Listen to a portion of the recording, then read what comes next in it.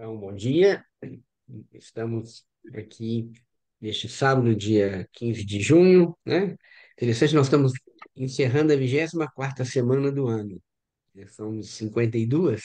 Então, Uhum. mais 2 semanas nós chegamos já na metade do ano, né?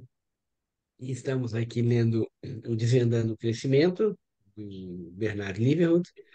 E hoje, com a leitura do Ivan, nós vamos aqui na página 40 iniciar esse trecho que fala da transição para criança pequena, né? A Márcia vai fazer a leitura do verso.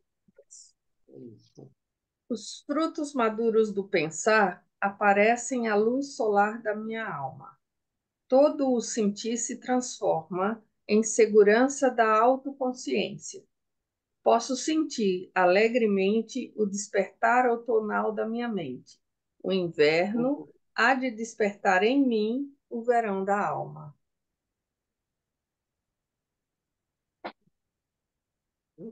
Esse é um dos versos do calendário da alma, tá? Que eu abri aleatoriamente.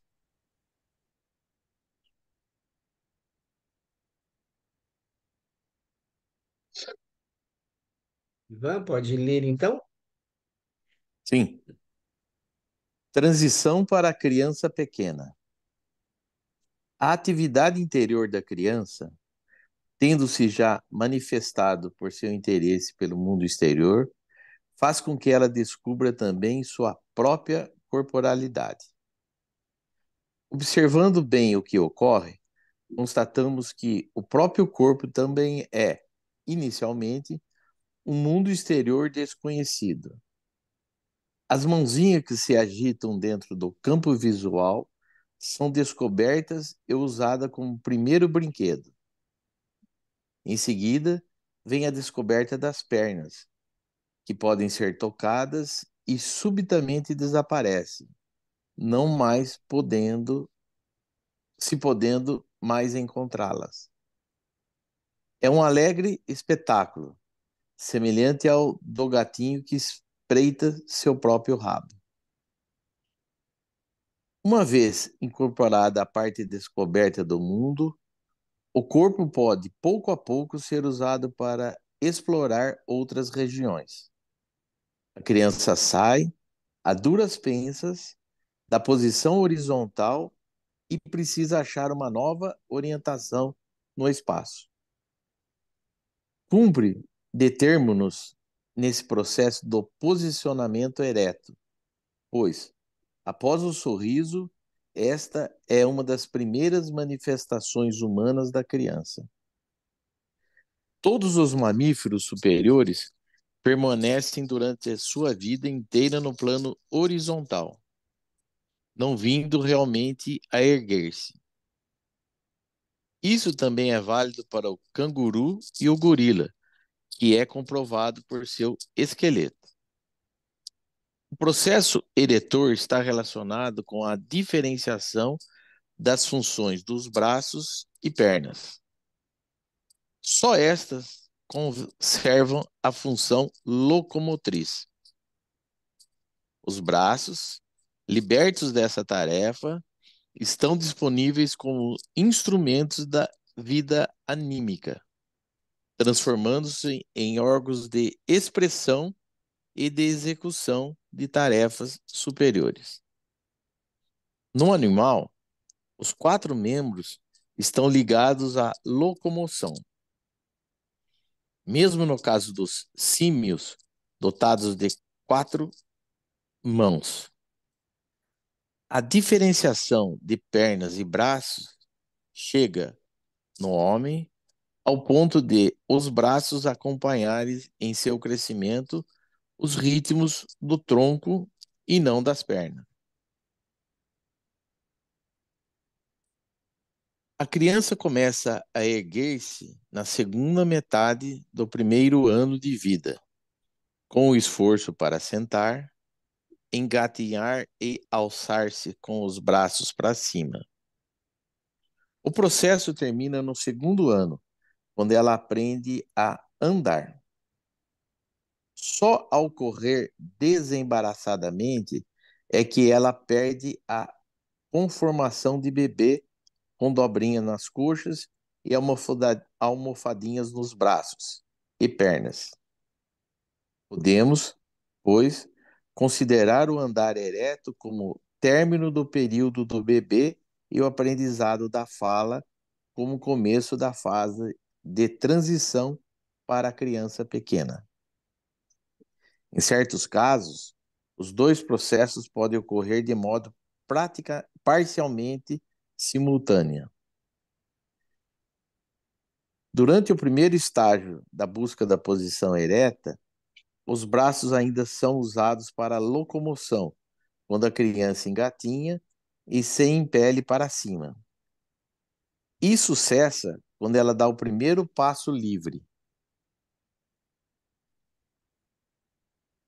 Observando a maneira como a criança realiza o processo eretor, podemos aprender muito a respeito da sua disposição anímica, que mais tarde se manifestará durante toda a vida. Trata-se de uma primeira atividade relativa ao potencial biográfico.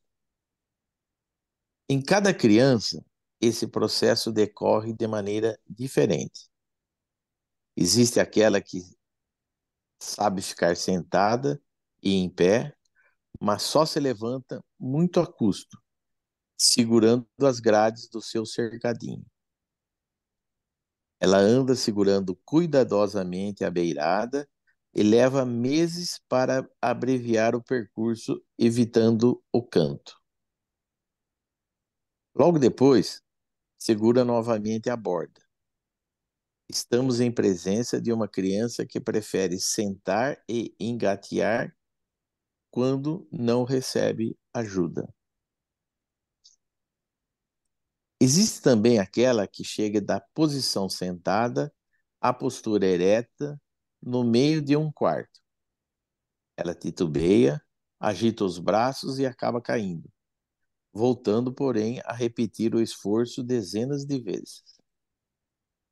Finalmente se mantém em pé com uma árvore em pé, qual uma árvore que balança na tempestade. Experimenta levantar um pé e cai. Isso se repete muitas vezes, até ela conseguir dar o primeiro passo.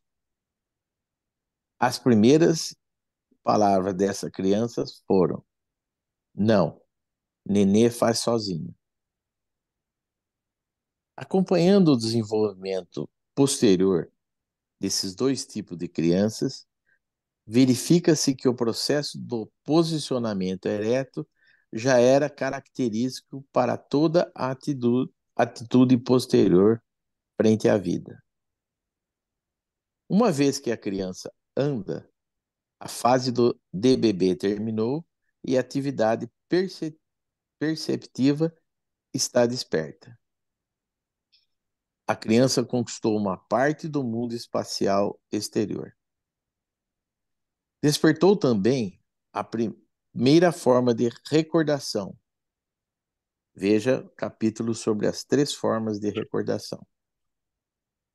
Pela repetição anímica, pela repetição rítmica, formaram certos reflexos e hábitos. O pensar, a síntese perceptiva e a combinação de percepções ainda não se manifestou. Só se desenvolverá na fase seguinte, consecutivamente à fala. Alguém tem Andar, alguma pergunta? Senão podemos seguir. andar, falar, pensar. Já durante o aprendizado da posição ereta, se desenvolvia uma nova capacidade exclusivamente humana, a fala. Até então, a criança havia produzido toda espécie de sons. O choro, no caso de sentimento de mal-estar, gritos, risos e balbucio, como expressão de contentamento e de prazer. De início, a criança está orientada para o som A. Essa é a vogal formada pelo ar que flui para fora, sem qualquer obstáculo, a qual, aspas, abrindo-se ao mundo exterior com admiração, fecha aspas. E também é a expressão de todo o rumo da atividade interior da criança. Dadá, mamá, papá são as primeiras palavras compreensíveis. No início, a fala sempre acompanha determinados sentimentos, não se ligando a representações mentais específicas.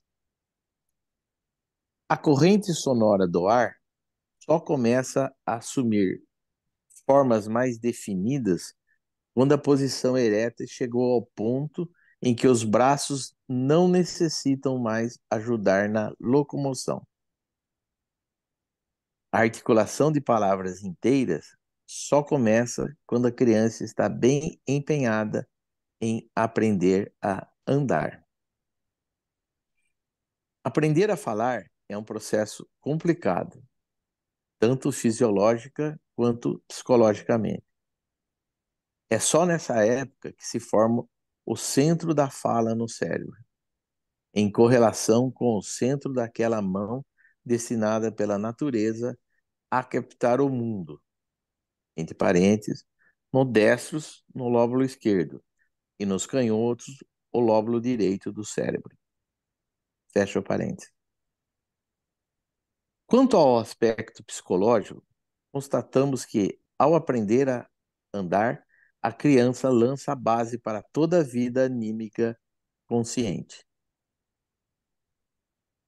A vida da alma tem duas fontes para seu conteúdo, conforme já procurei indicar esquematicamente na introdução. A primeira é o corpo, a partir do qual penetram na vida anímica sentimentos e impulsos para a ação, produzindo aí cobiças e instintos. Todas as sensações de agrado e desagrado, tanto quanto atividades como comer e movimentar-se, têm sua origem nessa fase corporal. A outra fonte é a potencialidade mental que, no adulto, converge no foco do eu. Dele pode fluir atividades que se oponham aos impulsos vitais. Trata-se das forças relacionadas com a nossa vida moral e que fazem de nós seres éticos. Ao aprender a falar, a criança acolhe em sua vida anímica uma ordem espiritual, embora ainda não seja originária do eu individual. Poderíamos falar muito mais de uma ordem mental genericamente humana. Na linguagem, vivem os valores espirituais que a humanidade adquiriu em determinada época. Esse conteúdo flui para a criança a partir de seu mundo ambiente e ela o assimila imitando-o. Antes do eu individual atuar na criança, ela recebe do ambiente algo do seu eu coletivo entre aspas. Esse eu coletivo passa a direcionar a vida anímica infantil, constituindo o primeiro contrapeso para os impulsos vitais. Já dissemos que a linguagem contém os valores adquiridos pelos homens de determinada região e de certa época, constituindo propriedade espiritual coletiva de um grupo de indivíduos que, graças a ela, sentem-se ligados. A linguagem, contudo, não foi inventada entre aspas, por seres humanos. Nela vivem valores que transcendem a as capacidades individuais e coletivas do povo que fala uma língua. E nessa nossa época, as noções de espírito de uma língua está entre aspas, e espírito de um povo, espírito de um povo está entre aspas, não possui mais um conteúdo concreto. São, antes, consideradas como um conglomerado de qualidades de um idioma e de um povo. Porém, a língua não é apenas parte da mente humana, e sim, na mesma medida, pertencente ao cosmo do espírito. Nas vogais e consoantes vivem princípios criativos. No A vive a diástole, o abrir-se ao mundo exterior. No U vive a sístole, o isolar-se do mundo externo, etc. Vogais e consoantes são aspecto das forças que atuam na criação do mundo. Juntas, elas compõem o logos, o verbo, colocado no ponto inicial do universo pelo Evangelho de João. Empregando uma terminologia moderna, poderíamos falar em modelos, modelos está entre aspas, em informação capaz de formar sistemas. A linguagem de um determinado povo procura, por meio de vogais e consoantes, denominar e exprimir a criação. Se vários povos denominam o mesmo objeto de maneiras diferentes, isso significa que o mesmo conteúdo produz neles vivências diversas, conforme suas diferenciadas disposições anímicas. Na assimilação de determinado idioma como língua materna, a maneira como se vivencia o mundo exterior assume um rumo bem definido. A criança não se sente apenas no âmbito de uma língua cotidiana, que lhe permite trocar com outras pessoas de maneira cômoda e tão rápida quanto possível certas experiências. Ela se sente também no mundo espiritual sutilmente diferenciado. Em outras palavras, a fala não é uma moeda. Desculpe, a fala não é uma moeda corrente para o intercâmbio mental, mas um espírito que plasma e configura. Disso resulta o fato de a língua materna exercer um papel tão importante na edificação de nossa personalidade. Estamos tão influenciados com ela que a vivenciamos como parte do nosso próprio ser, comprazendo-nos com a beleza, amando-a como um irmão querido e sentindo-nos agredidos no âmago de nosso ser quando ameaçados de perdê-la. Não é de admirar, pois foi ela própria quem contribuiu para a nossa formação. É com esse universo complexo que a criança entra em contato ao aprender a falar. Quando a mão deixa de ser o órgão locomotor, tornando-se livre e apta a assumir suas tarefas mais elevadas na vida humana, forma-se no cérebro, paralelamente ao centro da mão, o centro da fala. O que foi ouvido exteriormente e imitado no exercício constante é que uma energia surpreendente que a criança conquista o vocabulário e todo o patrimônio linguístico. Tal como, nos 5 primeiros meses, ela realizou a incrível façanha de duplicar seu peso, No segundo e no terceiro anos de vida, ela realiza essa igualmente admirável proeza mental. Ivan, Do acho que mesmo, podemos aqui dar uma pausa. Ivan, só um minutinho. Será que alguém tem alguma pergunta sobre esse trecho? Vimos um trecho longo, né? O que fica para vocês? Nina? Me veio a questão da quando a criança aprende simultaneamente duas Nina, você podia falar um línguas. pouquinho mais alto? Para mim tá baixo a sua fala. Só um Acho que minutinho. é o microfone. O que será que acontece quando a criança aprende simultaneamente duas línguas ou três ao mesmo tempo? Tem escolas É, infantis que são trilingües, né? Espanhol, inglês e português. uhum. A criança tem uma plasticidade, né? Que é muito mais fácil a criança aprender uma língua do que o adulto, né? Na realidade, ele fala aqui, tem um outro livro que é o do, acho que eu já comentei aqui, que é o do Carl Koenig, que são os 3 primeiros anos da criança.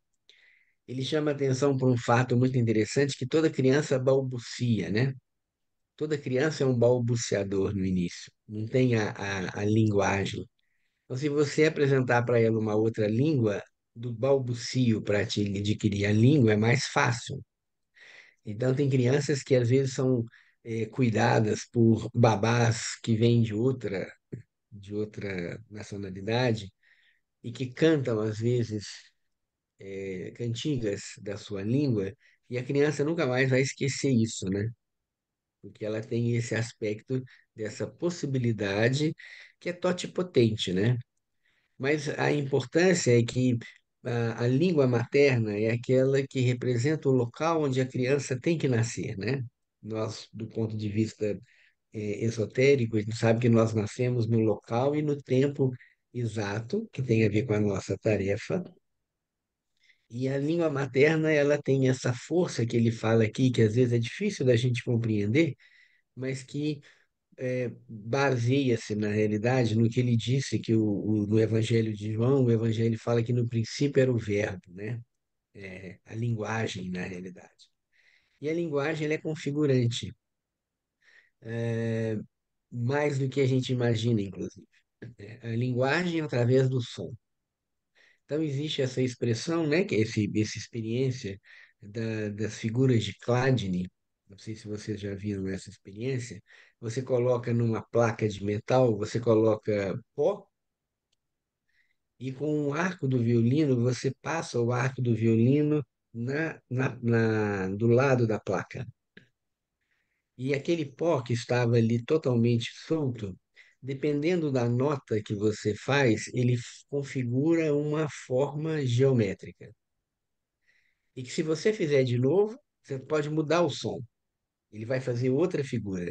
Se você voltar no som anterior, ele vai fazer a mesma figura que ele tinha feito lá. Então, isso, se vocês jogarem na internet, tem muitas imagens dessa, né? Figuras de Chladni, que provam que o som é configurador. E isso tem também experiências, né? Que também de vez em quando passam pela internet aí, tem um pesquisador japonês que faz essa experiência, né? De você colocar numa água, perto de uma água, de um copo com água, um recipiente com água, uma fala de ódio e uma fala construtiva de amor. A água se movimenta de formas diferentes. Então, realmente é muito importante esse aspecto da linguagem, né? E tudo isso a linguagem materna, ela tem essa característica de colocar na configuração do seu povo. Quando ele fala que tem um cosmos, né, que está atuando sobre isso, ele aqui não falou especificamente, mas na antroposofia nós sabemos que existem seres espirituais vinculados à linguagem, à língua de um povo, que é muito diferente, né? Não é só diferente pelas palavras, mas é diferente na estrutura da língua. Então, o Steiner não era alemão, mas ele usou o alemão como língua básica para o seu trabalho, porque o alemão é uma língua muito definida. Então, tem uma característica de definição ali que era importante para trazer esses conceitos espirituais. Você vê que tem línguas que têm muitas vogais, o português tem vogais e consoantes, mas você tem línguas, principalmente na região nórdica, né? Ou alguns países da Europa, em que para nós é difícil falar porque tem muita consoante e pouca vogal. Isso não é à toa. Isso tem a ver com o espírito do povo. Então, o andar, o falar, né? Tanto o andar quanto o falar no ser humano, ele tem essa característica bem especificamente humana. Primeiro, porque no início da vida a criança usa os braços, as mãos, ainda para ajudar a engatinhar e adquirir a posição ereta, o que nos animais não ultrapassa essa fase. Os animais usam os quatro membros para andar. E depois, quando o homem liberta as mãos, realmente ele vai ficando em pé. E ficar em pé permite que ele olhe o horizonte, né? Ele vê as coisas de uma outra forma, se não ficar olhando só para o chão. E aí ele pode denominar as coisas como ser humano. Para denominar as coisas, que é uma característica bem espiritual, ele tem que aprender a falar. E o aprender a falar sai do simples balbucio e da simples expressão de sentimentos, que é comum nos animais, né? Dor, fome, alegria, até a capacidade de expressar mais do que um sentimento, é um pensamento, né? Então, por isso é que esse desenvolvimento humano, nesses primeiros 3 anos, é bastante complexo, porque você primeiro adquire o domínio do mundo físico, né, ambiente, né, caminhando, depois você aprende a falar, e finalmente você vai aprender a pensar. Ele não entrou ainda nesse detalhe. Evidentemente, uma criança de 3 anos ainda não pensa como nós adultos, mas é o concatenar de ideias, mas depende da linguagem. Então, todo esse processo. Agora, quando a criança tem essa possibilidade de conviver com, principalmente com avós, né, que são pessoas da sua linhagem, mas que trazem é, linguagens diferentes, ainda é possível sem muita confusão, porque a criança tem essa habilidade, né? Quantas pessoas eu vejo, né? Eu já atendi muitas pessoas de origem japonesa que viveram em comunidades japonesas e no início da vida falavam só o japonês e depois, quando vão para a escola, rapidamente aprendem o português, o que os pais já não conseguem fazer. A criança é que faz essa intermediação, né? Existe essa possibilidade ainda, porque a criança está ainda bem plástica nesse sentido, né? Não sei, Nina, tudo bem?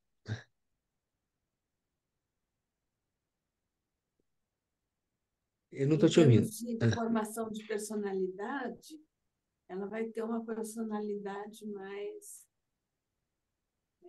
diferenciada, né? Daquela da localização onde ela está, geográfica. Né?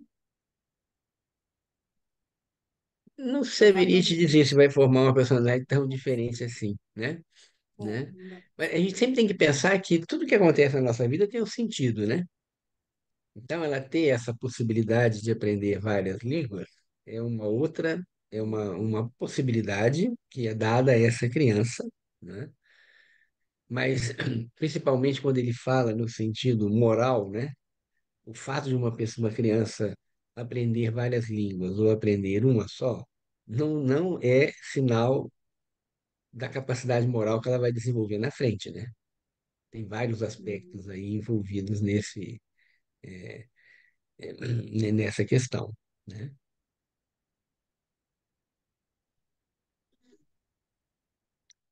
Seguimos?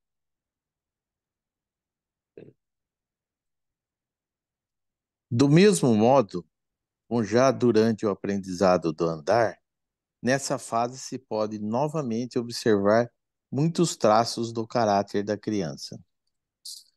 A priori, pode-se constatar o maior ou menor entusiasmo com que a criança conquista o mundo da fala.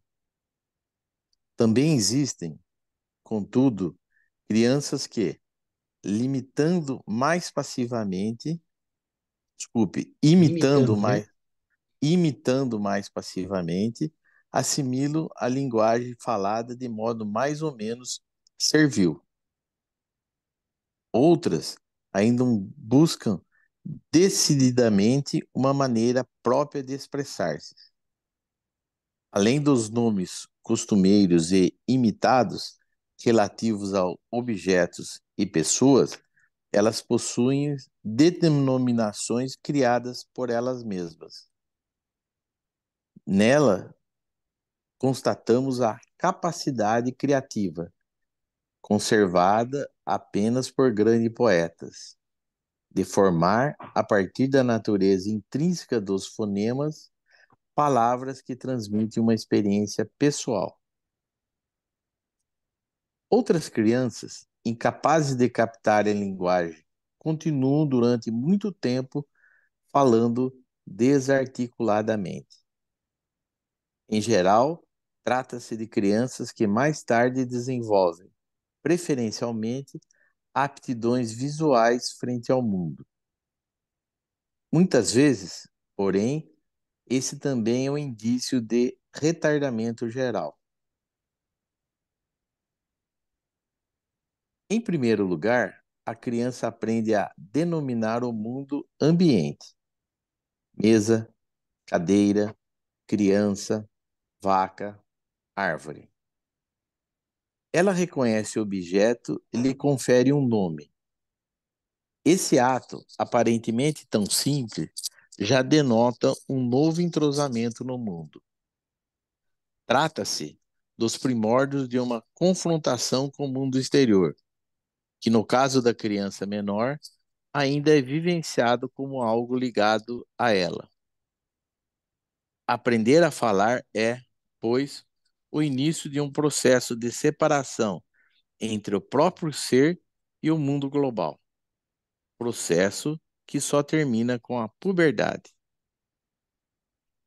Quando a fala ultrapassa a mera denominação e a criança começa a juntar palavras para formar frases, desenrola-se também a primeira atividade pensante, que no ato de falar desabrocha na mais primordial formação de conceito. Os conceitos iniciais não possuem, portanto, um conteúdo concreto. Refere-se, sim, à globalidade. Algumas décadas atrás, pensava-se que a criança desenvolvesse o conceito de árvore, árvores entre aspas, vendo um objeto composto por um tronco, galhos e folhas, e mais tarde um objeto constituído pelos mesmos elementos, embora de forma diferente. Daí entenderia que a combinação de tronco, galhos e folhas seria uma árvore. Árvore aqui também entre aspas. Dizia-se que os conceitos são edificados a partir dos elementos. Hoje, se sabe que essa opinião é errônea. Primeiro, a criança tem a noção do todo, sendo que desde se vão destacando mais tarde os elementos, desculpe, os diversos elementos. A criança capta o conceito de árvore enquanto tal. Ela chama de árvore também uma árvore nunca vista e que possui uma forma diferente de todas as árvores conhecidas por ela. As primeiras representações mentais ainda são mal definidas e delimitadas sem exatidão. São abrangentes, ricas de uma profundidade misteriosa. Somente mais tarde é que os ricos conceitos das crianças transformam-se nos conceitos aguçados e mortos dos adultos, dos quais, pouco a pouco, desaparece o conteúdo vivencial. Os conceitos das crianças ainda contêm vida e coloração. Platão ainda tinha uma concepção diferente da gênese dos conceitos humanos. Captar o conceito árvore, árvore entre aspas, equivalia, para ele, a relembrar a divina ideia primordial de árvore, árvore entre aspas.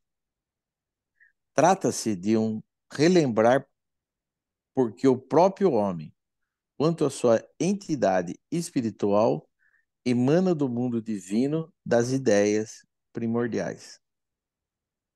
Na Terra, ele encontra, então, imagem material reflexa dessas ideias. Ele as reconhece e pode vazar em conceitos humanos a ideia árvore. Árvore entre aspas aqui também. Sócrates disse que o melhor pensador seria aquele capaz de recordar-se melhor. Essa interpretação do surgimento das imagens conceituais no homem conexa, o homem conexa 2000 anos mais tarde os resultados das mais recentes pesquisas sobre o caráter holístico dos conceitos infantis. É ao contato com a fala e por sua prática que se desenvolve o pensar. Por isso, os primeiros conceitos se referem concretamente ao mundo exterior, surgindo inicialmente conceitos de coisas entre aspas, como mesa, cadeira, árvore, gato, etc. O estágio seguinte consiste no acréscimo de um verbo ao nome do objeto. Fogão queima, gato pula, irmãzinha chora, etc. O mundo exterior não é mais sentido apenas como existente, mas como um mundo de seres atuantes. Com a primeira função, a criança conquista o mundo como espaço. Com a segunda, o mundo como tempo, pois uma ação desenrola-se no transcorrer do tempo. Por isso, a noção de tempo começa a esboçar-se vagamente apenas nessa segunda fase. O ontem entre aspas, e o amanhã, amanhã entre aspas, começam a diferenciar-se. Além da noção de tempo, nasce um discernimento a respeito de relações, inicialmente simples, depois mais complexas, inerentes às ações. Uma criança de 2 anos que brinca numa sala, mas já sabe abrir a porta, saindo constantemente para o corredor, se deve ser mantida na sala, basta que se gire a chave. Então ela corre para a porta, sacode a fechadura, puxa a chave e não consegue abrir. Tendo, porém, chegado à segunda metade do 3º ano de vida, repentinamente ela discerne o seguinte relação: primeiro virar a chave, depois puxar a maçaneta para baixo, e a porta está aberta. A consequência disso é que agora a chave deve ser tirada da fechadura, caso a criança deva permanecer na sala. Tais sutilezas são sintomas de que associações de ideias estão, ideias se estão desenvolvendo. Na criança normal, elas se seguem tão rapidamente que passam desapercebidas. Na criança retardada, porém, representam marcos de seu caminho evolutivo. Na criança normal, é por volta dos 3 anos de idade que desperta a consciência do eu. Sobre isso falaremos num capítulo específico. Durante a época do aprendizado da fala, novamente uma grande responsabilidade recai sobre o ambiente da criança. Se no primeiro ano foi principalmente o ambiente moral que influi nela, Agora, o fator importante vem a ser o modo correto de falar em sua presença. Para a estrutura espiritual do ser humano em formação, muita coisa dependerá do fato de a língua materna ser falada correta ou negligentemente em seu redor. Uma língua materna bem articulada, sem omissão de vogais ou consoantes, evidenciando-se elaboração mental na construção de frases e exprimindo nuances do idioma também na riqueza de expressões e vocabulário, oferece à criança condições para unir-se à língua do seu eu, em seu mais profundo âmago. Ela vincula a criança às forças espirituais do povo, impedindo-a de almejar mais tarde, por motivo de fome anímica, paixões nacionalistas falsas e artificiais. Não é por acaso que um indivíduo nasce em determinado povo. O nascimento proporciona ao eu a oportunidade de seguir seu caminho dentro do envoltório espiritual desse povo. Estando esse ponto de partida claramente delineado, o eu, protegido pela entidade de seu povo, compreenderá mais facilmente outros povos. Além desse aspecto do problema, um vocabulário bem articulado proveniente do mundo em redor contribuirá para um pensar diferenciado na criança. Isso é válido tanto para a capacidade imaginativa, nascida depois da denominação, como para o processo lógico do pensar, que se desenvolve consecutivamente à sintaxe. A escolha exata de palavras, com a nítida distinção de pequenas diferenças, desenvolve representações mentais precisas. Uma boa estrutura sintática fornece a base para a dinâmica do pensamento. É óbvio que a linguagem com maior vocabulário possibilita uma diferenciação mais sutil de conceitos. A estrutura das proposições em línguas diversas desenvolve uma outra maneira de pensar. Isso fica evidente ao se comparar, por exemplo, línguas neolatinas com línguas germânicas. Porém, mesmo dentro de uma família linguística, existem diferenças consideráveis. A língua alemã, por exemplo, permite que um conceito se exprima mediante uma composição de várias palavras, formando uma só, enquanto o holandês abre essa possibilidade apenas por meio de um conjunto de palavras separadas. No primeiro caso, o conceito é fixado mais rapidamente. No segundo, por força da perifrase, tudo conserva uma flexibilidade maior. Todos esses aspectos, aparentemente insignificantes, na realidade exercem uma profunda influência na estruturação de nossa personalidade.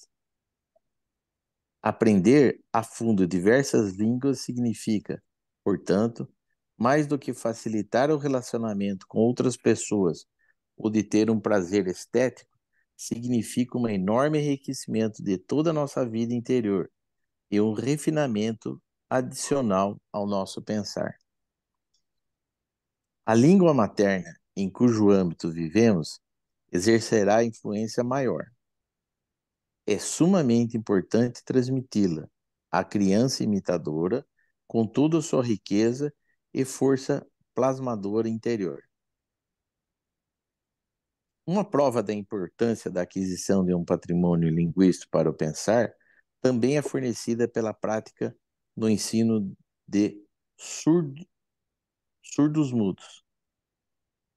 Fica evidente que crianças que não aprenderam a falar na época sensível está entre aspas, pode adquirir mais tarde conceitos relativos a objetos, mas só dificilmente assimilam conceitos abstratos e desenvolve um pensar mais sutil.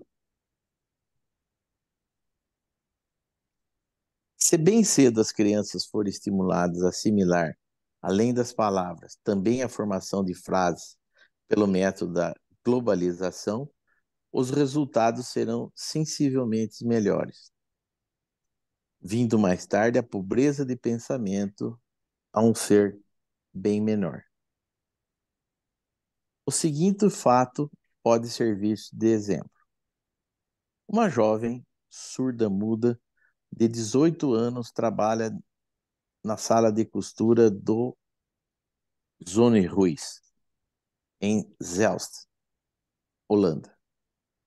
Ela foi conduzida relativamente tarde a uma escola para surdos-mudos, tendo lá aprendido a ler, a escrever, a ler nos lábios e a falar. Além disso, aprendeu a costurar. Certo dia ocorreu um fato excitante. A bandeira foi içada, as crianças receberam fitas cor de laranja para pôr nos cabelos e também faixas. Embora fosse um dia da semana, não se trabalhou. Veio Willy e perguntou, na linguagem átona dos surdo-mudos: por que festa? Porque festa entre aspas. Willy, hoje é aniversário da rainha. Dia rainhas. Isso está entre aspas. O que é rainha? Entre aspas. Então ficaram todos procurando por todos os meios transmitir a Willy o conceito rainha, chefe de Estado. Não entendo. Sentada no trono. Não entendo. Tivemos de abandonar nossos esforços e ele aceitou, sem mais o fato de ser um dia de festa. Imaginemos agora, no entanto, como podemos contar isso a uma criança de 3 anos. Era uma vez uma, entre aspas, né? Era uma vez uma rainha que desejava tanto ter uma princesinha. Entre aspas, rainha, entre aspas, princesinha. São conceitos que talvez já de princípio estejam ingenuamente envoltos numa auréola de grandeza e brilho. Porém, com os anos, tais conceitos vão se aprofundando, tornando-se um rico conteúdo da alma infantil. Assimilar tais conceitos de maneira abstrata é algo que só muito imperfeitamente se consegue fazer. Com isso, encerramos o capítulo sobre o aprendizado do andar, do falar e do pensar. Vimos como a criança, estimulada por um impulso motor interno, orienta-se como um ser ereto no espaço, como ela conquista a língua materna pela atividade interior da imitação, e como, desse modo, é criada a possibilidade de se desenvolver o pensar, uma primeira função psíquica consciente a partir de uma vaga consciência da vida. Podemos fixar o ponto inicial da atividade pensante entre o segundo e o terceiro ano, constatando com isso que o pensar é principalmente realista, realista entre aspas, por visar a pôr ordem no mundo da percepção. Os capítulos, os próximos capítulos evidenciarão como esse pensar muda de caráter nas fases evolutivas posteriores. Sim, fica. Nicolau, põe comida para leite?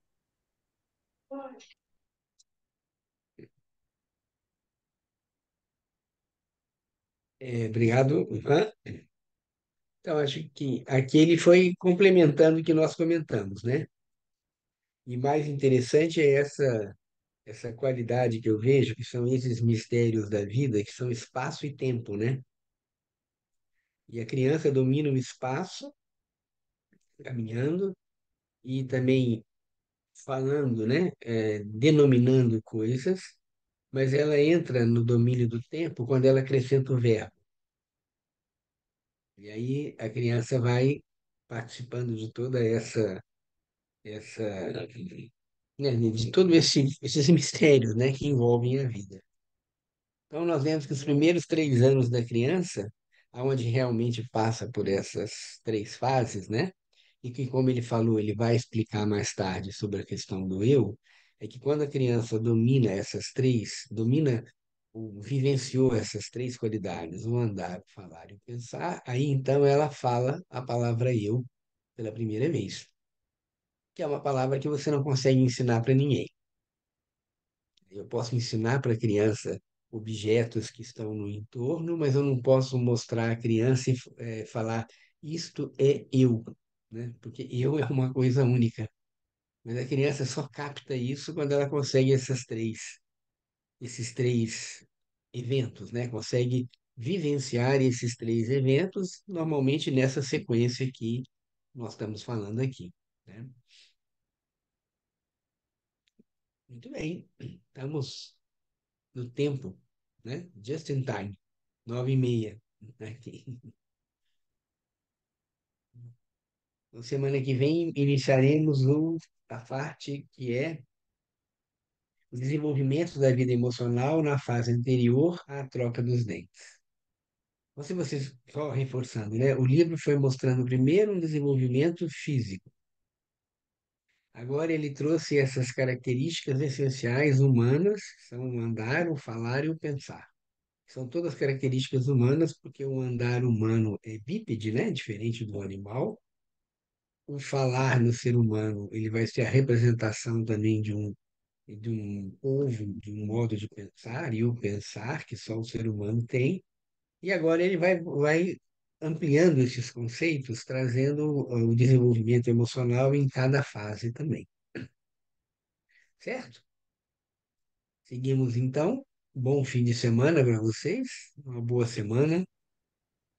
Cecília?